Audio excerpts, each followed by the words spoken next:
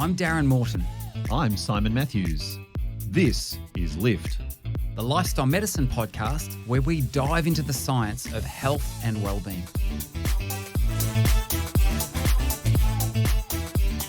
Welcome. Good to see you again, Simon. How you doing? You too, Darren. Very well, thank you. Doing very well. Very nice. Hey, I've got an idea that I could be completely way off, and I'd love your thoughts on this. So Wouldn't be the first time. Sorry. What's that? Wouldn't be the first time. Wouldn't be the first time. No, that's correct. I had this interesting experience where I love hiking, and I know that you enjoy a bit of hiking as well. And we were doing the overland track in Tasmania, which is rated as one of the most picturesque hikes in all the world, in fact. And I've done it several occasions now. Each year at the end of in September, we take a group of university students to do it. So I'm looking forward to doing it again. But one of the amazing things about the walk is that it has different terrains that you go through. And what I found, and I was chatting because I was debriefing with a friend on it later, and what we found is that we had quite different parts that we enjoyed most. And for me, what I love is when I'm in a wide open space. Like I love big. I love it. I love it when I can just see a long way and I can see mountains in the distance and it just feels vast. I love that. Whereas my friend was saying, oh, I love it when we get into the thick of the forest, and there are times where you can't see hardly anything because the forest is so thick. And anyway, when we started debriefing, I thought, why is it that I like that? And then they were reflecting on the same thing. And what we realised, and once again, this could be way off here, but I'm very much a big picture person. I love big picture views of things, whereas this friend that I was debriefing with loves details, loves getting in the taking the deep dive, and getting in the nitty gritty of it. And I wondered to myself, and I'd love your thoughts on this. Could it be partly a personality thing? Could it be that for those of us who do have that sort of enjoy that big picture view, we actually enjoy different kinds of hiking experiences? Yeah. What do you reckon about it? Or different kinds of life experiences in general. So as you started telling that story, I was asking myself, what do I like? And before you even shared the big picture idea, I thought, I like the open spaces too. And in fact, if I visualize myself, for example, in a forest or walking through a narrow trail. After a while, I become anxious. Really? Will this ever end? Can I find my way out of this? Am I getting lost here? Etc. Etc. Right. So I definitely like the wide open spaces. I like for me, there's also it invokes something about freedom and ability to be anywhere. Look, interestingly, for a similar reason, it's probably why I like the idea of flying, because even though you're in this kind of cigar tube, it does feel like you can be anywhere. But the thought of being underwater and scuba diving, absolutely terrifies me. Yeah, completely terrifies me. Yeah, and I'm also similar to you. I'm also someone who gets driven crazy by detail. But I love big picture. I love exploring big ideas, and I wonder whether it's not just not just hiking, but things, other things in life. And now that I say that, I'm not necessarily calling anything to mind that represents this, but at some level, I think it must be true that our primary personality features and the, if you like, the way that we roll does play an influence on the sorts of things that we engage with, the level of satisfaction that we might derive from those things, and therefore, perhaps the more that we do those things over time.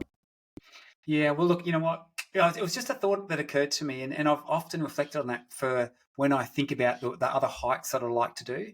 I ask myself the question: do you get big views? Do you get to see that big vision? So you know what? Even if you and I are the only ones that have this sort of aptitude, what we do now, well, actually, we're not alone, because what I'm really intrigued by is the fact that seems to be this common quest that we humans go on in a variety of different disciplines that actually are interested in what's the big narrative, what's the unified kind of bring it all together kind of big picture view. And certainly we've seen this in physics, and I have a great interest in physics. It was actually my favourite subject in Year 12. If I didn't become a physiologist, I was actually going to become a physicist.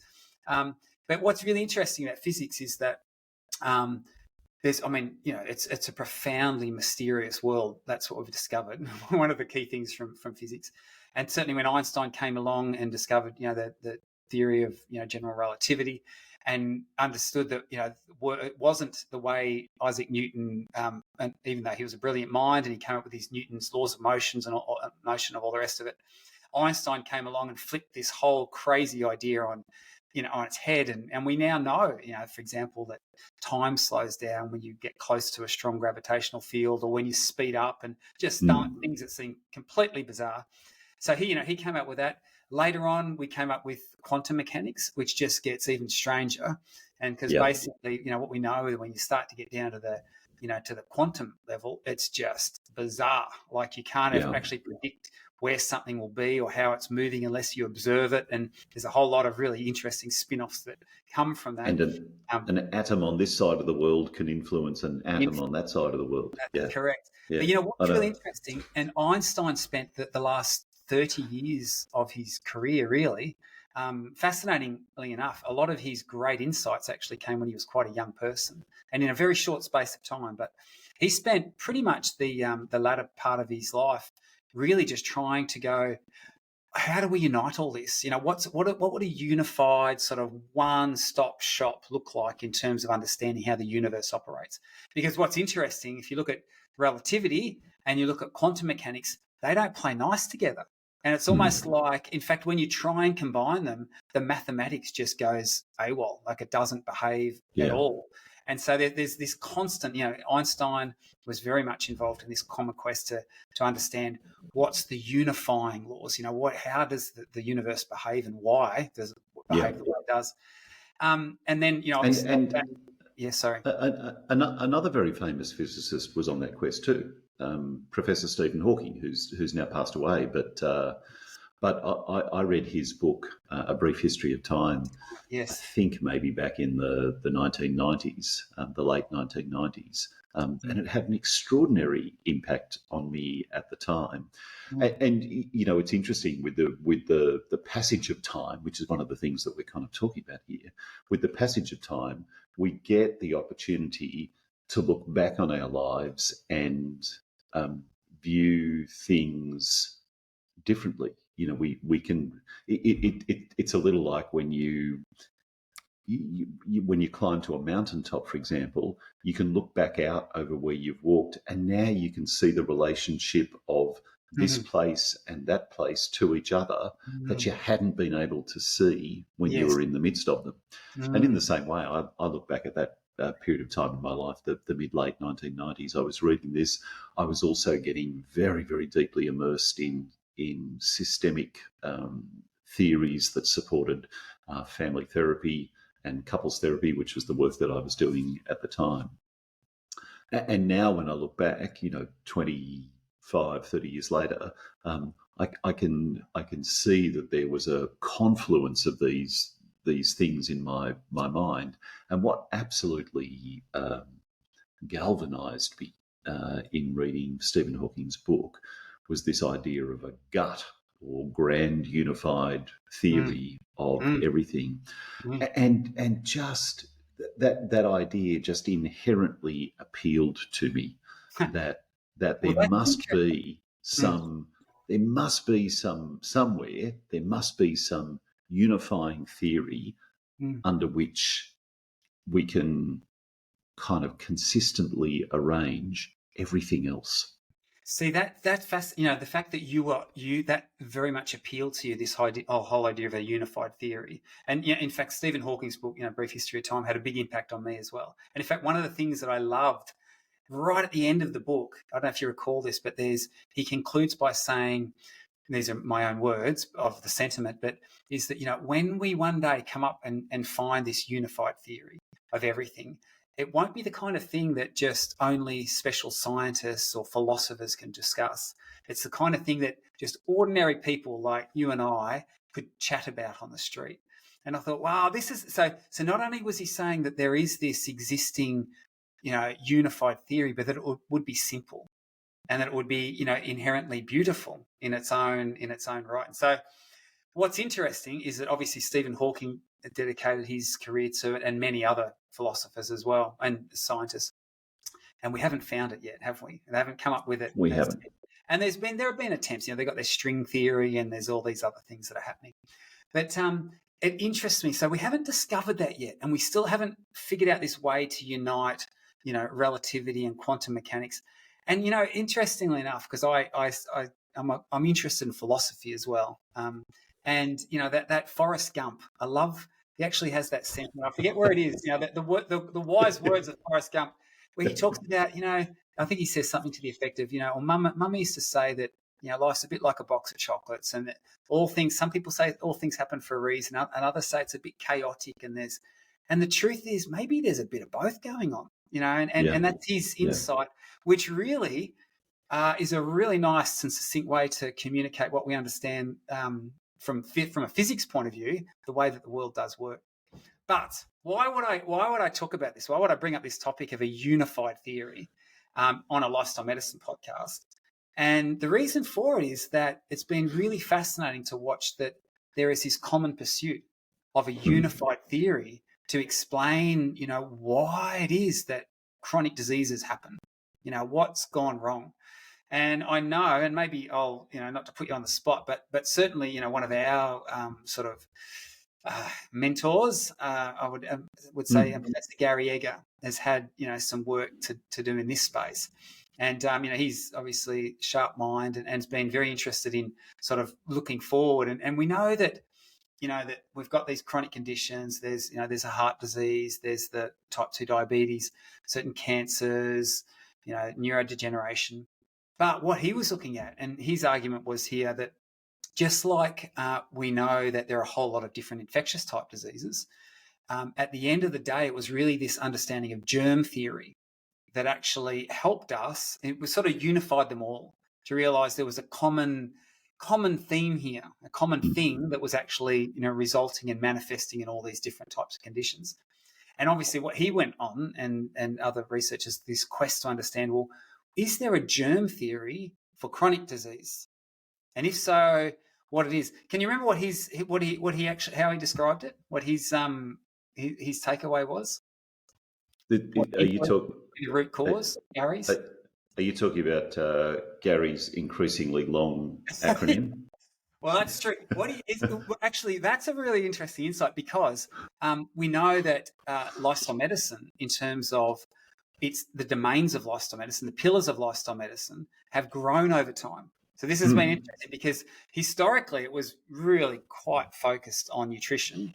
And then, I'd say activity, exercise came along pretty quickly after that. And then stress was added to it. And then we had social connection and love, and Dean Ornish was a big proponent of that. And then, we have sleep being added in there. Then substance use was added in there. But yes, certainly. And very importantly, can I say, a dozen or so years ago, we really started seeing a lot of attention paid to the behavioural change component of this, like absolutely the process that we need to employ. Otherwise, pillars of lifestyle medicine remain interesting, but otherwise unhelpful pieces of information. Yes, that's correct. So it was interesting as these pillars sort of evolved, and now we have 6 established as recognised by most of the lifestyle medicine communities around the world. There's agitation for more, and certainly I think we've chatted on the podcast already about nature medicine, Yep. I personally would love to see, and maybe we should write a paper on this, Simon, the idea of meaning and purpose. I think Well, as meaning and purpose is already starting to make its way in. Meaning, purpose, and spirituality, I guess. Yes. If you think about those three, and also, there's questions I think around the possible intersection between social connection and meaning, purpose, and Absolutely. spirituality. So Yes. there's a lot of thinking work that still needs to be done here to get clarity about what might be the best way or the most useful way to represent these principles of what it means to live well. Yes. And certainly Gary Egger, he kept growing this thing. And so he actually, I think, as it stands at the moment, I think there are about 15 or 16 pillars, as he would consult. It was the nasty malodors. No, nasty odors with something or other. That was the acronym. Yeah, nasty malodors. That's 15. There we go. Yeah. So what's interesting, but what he was saying is these are the factors, these lifestyle determinants that were actually contributing. Whilst he was growing the pillars, he was actually also saying there's a common theme, a common thread through which they then funnel out and flow onto these chronic conditions. And he gave the name metaflammation, which is interesting. And certainly, we talk a lot nowadays, and we hear a lot about these sort of inflammatory processes, and we're not talking about the acute chronic, the acute inflammatory processes that happen in an immediate sort of roll your ankle and it puffs up and swells to no end. But it's this systemic throughout the body, low grade inflammation that we know then can flow on and cause all sorts of different ill effects. So this whole idea of inflammation, or what he called it metaflammation, because it was linked to metabolism as well, I think it has some substance. What do you have you given much time ruminating or thinking about whether you like it or not? Lift is supported by the Lift Project, an educational adventure where you learn science-based ways to lift your mood and your life.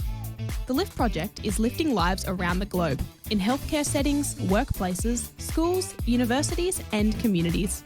To find out more, visit theliftproject.global.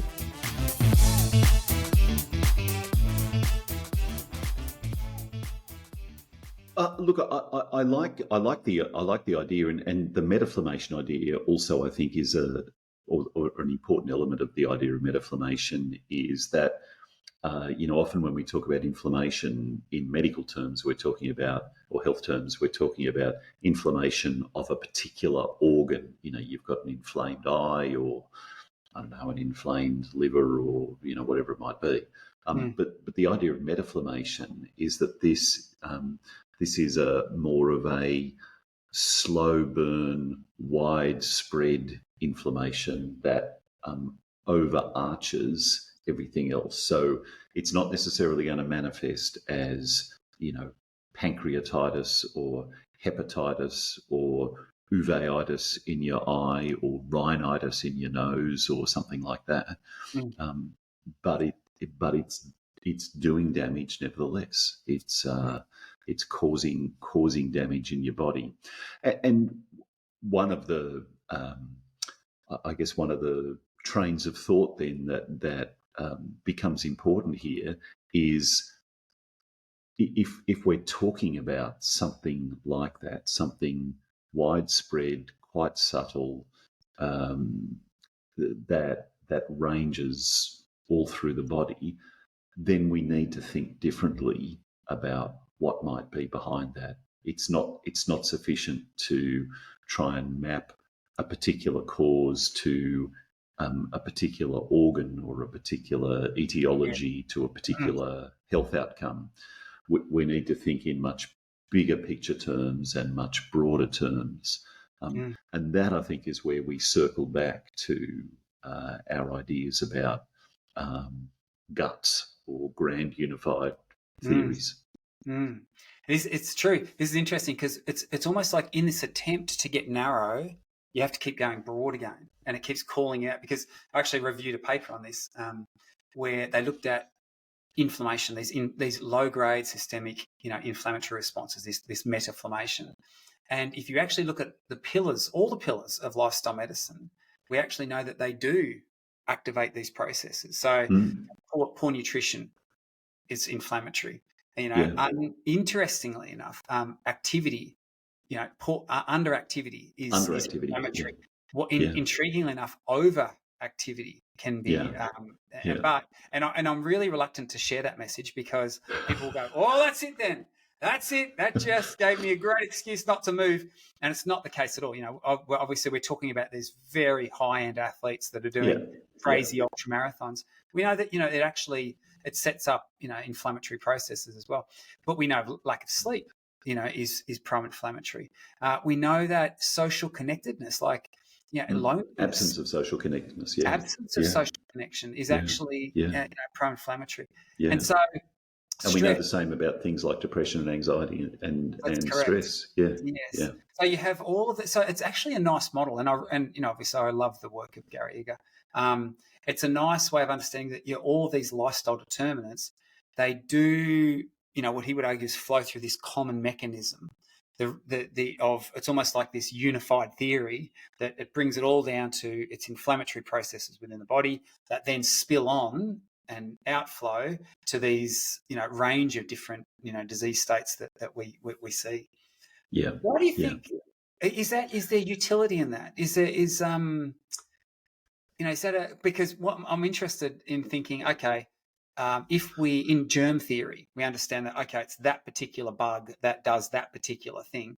Yes, it's germ theory because it all belongs to that cluster of germs, and there are different inflammatory markers too. We know that inflammation isn't just one thing. It's there's all these different, sort of all these things that are occurring, from a physiological point of view. With the germ theory, we could identify, it's that particular bug. Well, let's do what we need to knock that particular bug on its head. And then, and in doing so, we help to manage that downstream effect of that particular condition. You think there's utility in this way of thinking about? I think there's extraordinary utility in it for a number of reasons, and there's some challenges as well. So if we start at the utility side of it, first of all, any sort of grand unified theory is going to be systemic by its nature.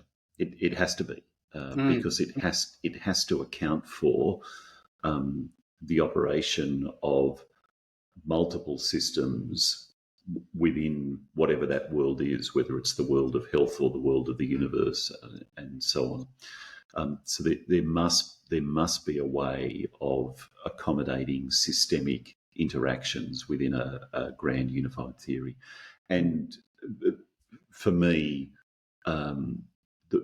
things work systemically. It doesn't make sense to me to think otherwise. That there can be a simple linear, for example, cause and effect between something. I drink alcohol and I get hepatitis, or I rub dirt in my eye and I get uveitis, or I put a handful of grass seed under my nose and I get rhinitis. I mean, they're all simple linear explanations, and we can be reductionistic and turn those things into that if we want. But the truth, I think, lies in systemic understandings of the world, and a unified theory does that. It supports that approach. So that's one reason why I think it's valuable.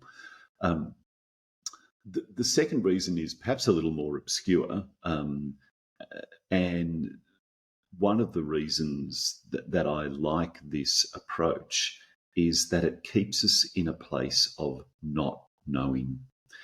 And it keeps us having to say, we think we understand a little more, but we're not completely sure yet. And I think intellectually, cognitively, emotionally, spiritually, even that's a really good place to occupy. The space in the world that says, possibly, probably, but I'm just not sure. I feel like there's more there. I feel like I don't understand everything, and that of course keeps us curious. It keeps us engaged. It keeps us searching after better, deeper, more apt explanations for things. So that's another reason why I like this idea, because it is a big idea, and to some extent it does feel a little out of reach. It doesn't come easily. It's not as much as it's appealing, a grand unified theory is not going to be simple. It's not going to be something that we can, write on the back of a postage stamp, for example. So that's a reason that I think pursuit of these ideas is valuable. On the other side, one of the challenges that we're going to face is then, and this is a discussion you and I have had before, is implementing useful responses based on that data. And the more general your explanation is, and I can't see that a grand unified theory is going to be something that delves deeply into specifics.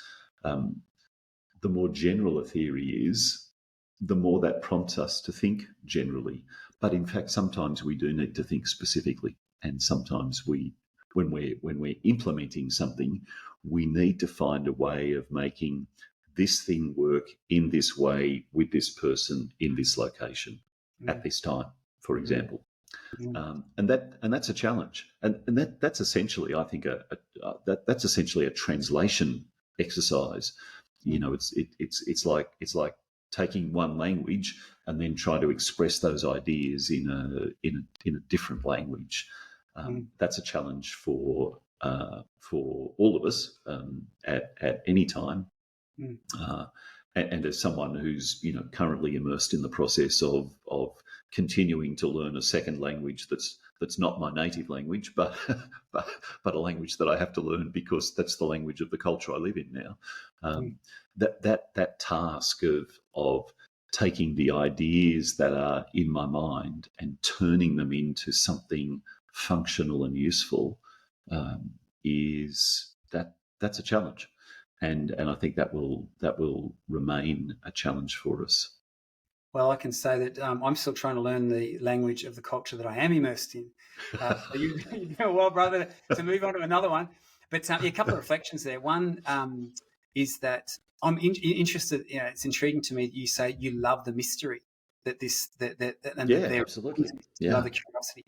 That's not generally how we humans like to function. We like to know how things work, and obviously this fuels our obsession with trying to understand and trying to create these unified theories. So, so it's an interesting that I would say you're quite atypical in that regard, and I actually would say that it's a sign of maturity. Certainly, I'm interested in issues of faith as well, and it's a sign of maturity to be able to go, you know what, I'm comfortable with knowing that you can't know everything and that there's mystery there. So that's absolutely. The other thing that jumped out to me, just as you were describing getting down to specifics, I find myself, I'm really interested in things like public health. And I think it's, once again, it's because it's the big picture.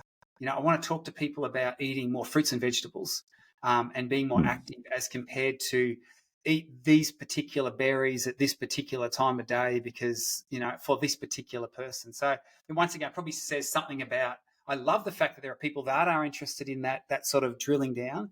But, once again, probably it speaks to my big picture brain. But you know what, Gary Egger, just to progress, this whole idea of this unified theory, I've been interested that there are other attempts that are emerging. So metaflammation, I really like what the work of Gary Egger and what he's done in that space.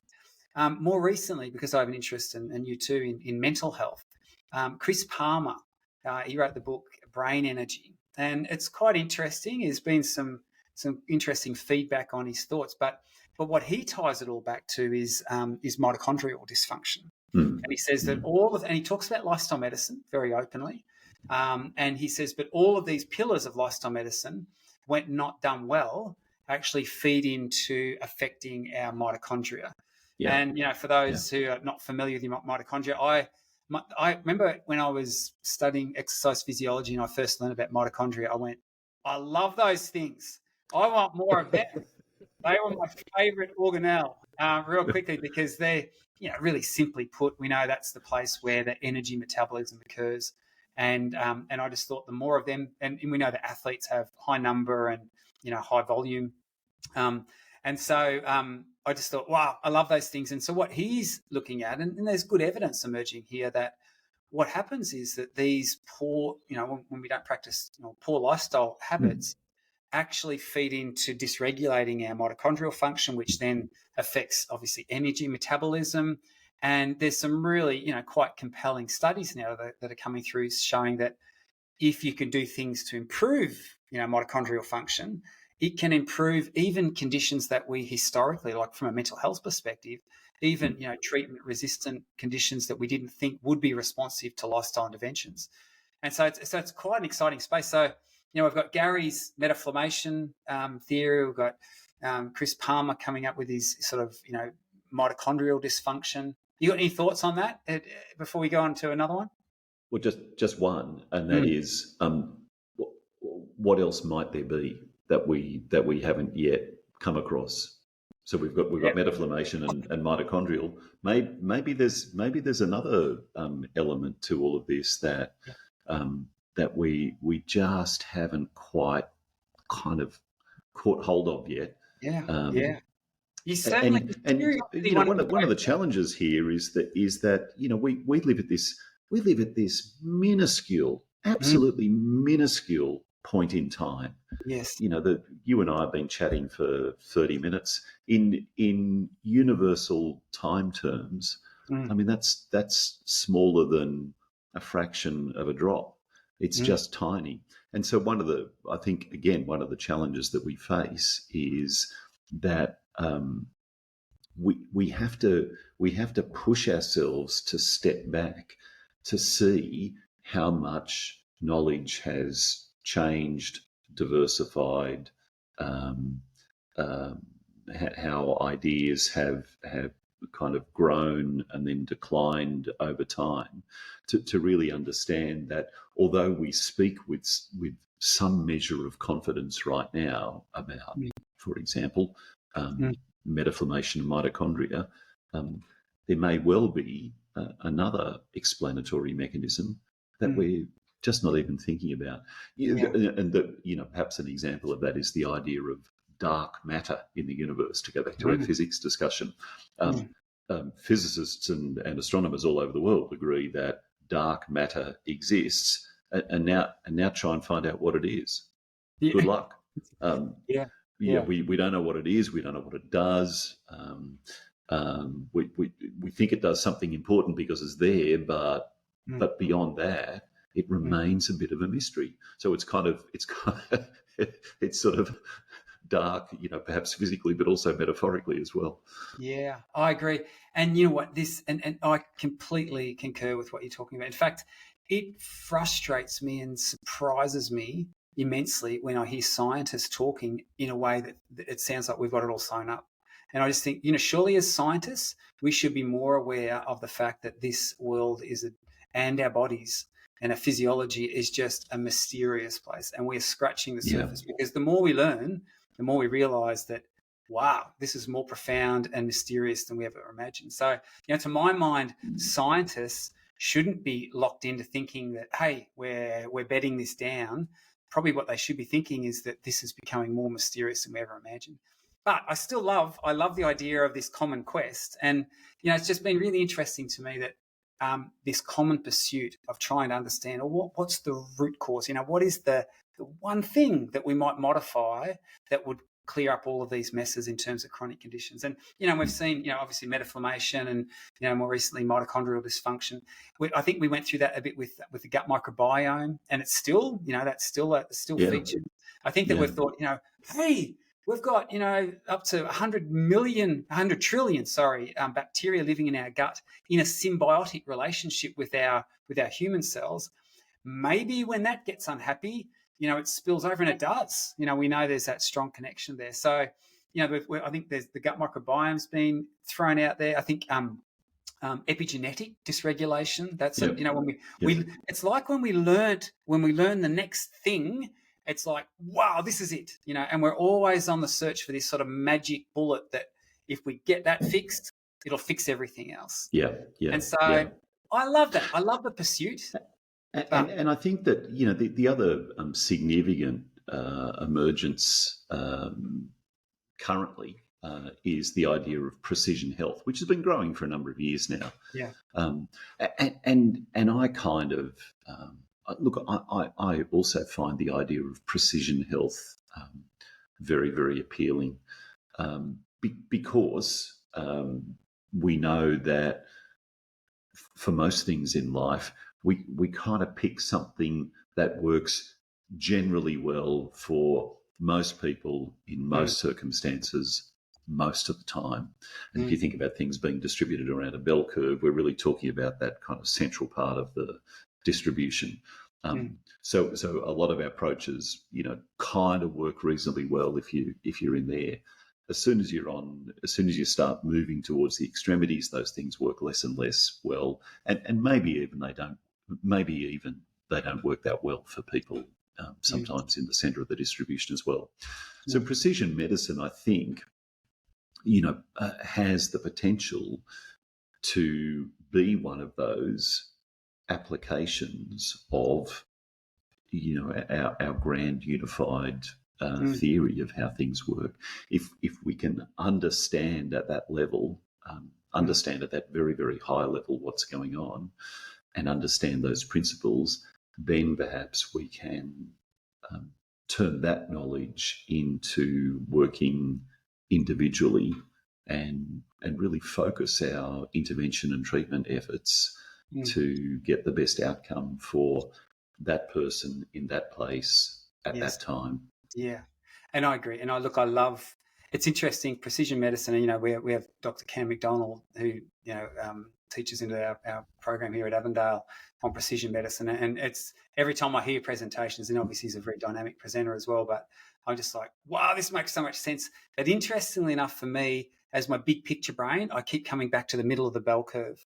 Like I'm thinking, so anyway, I love the fact that there are people out on the tails, doing the work and helping those people that really need help. So, we need to wrap this up, but, it's interesting to me. I'm fascinated by learning the science of this pursuit for this unified theory, trying to figure out what for chronic disease, what is the germ theory of chronic disease. And I think we've got a whole lot to learn, like you say, and maybe it's nothing we've even touched on yet. We don't even know about, and we're about yet to discover. And that's a beautiful thing too. But, what's interesting to me is as we keep trying to, narrow in, we have to keep them pulling back out again and realizing that all of the pillars of lifestyle medicine, all these things that we know help chronic conditions, regardless of what mechanism you want to apply, whether it's metaflammation, whether it's mitochondrial dysfunction, whether it's epigenomic expression or gut microbiome changes, they all feed through that. They all influence these things. So, I think I'm fascinated and I love hearing about this search for this unified theory. But to me, where where it gets really pragmatic is that these pillars of lifestyle medicine, that we're always banging on about, they just work. How they work? Well, you know what? Let's muse over that. Let's chat about that. Let's discover more about that. But at the end of the day, they just work. And I think that's a really important message to share. Yeah, absolutely. Good chatting with you, brother. Always a pleasure. Nice to see you. Lift is presented by Simon Matthews and Darren Morton. It's sponsored by the Lift Project and supported by Avondale University. Music provided by Pixabay. If you have a question or a topic you would like to hear more about, send us an email to podcast@theliftproject.global. The Lift Project. Lift your mood, lift your life.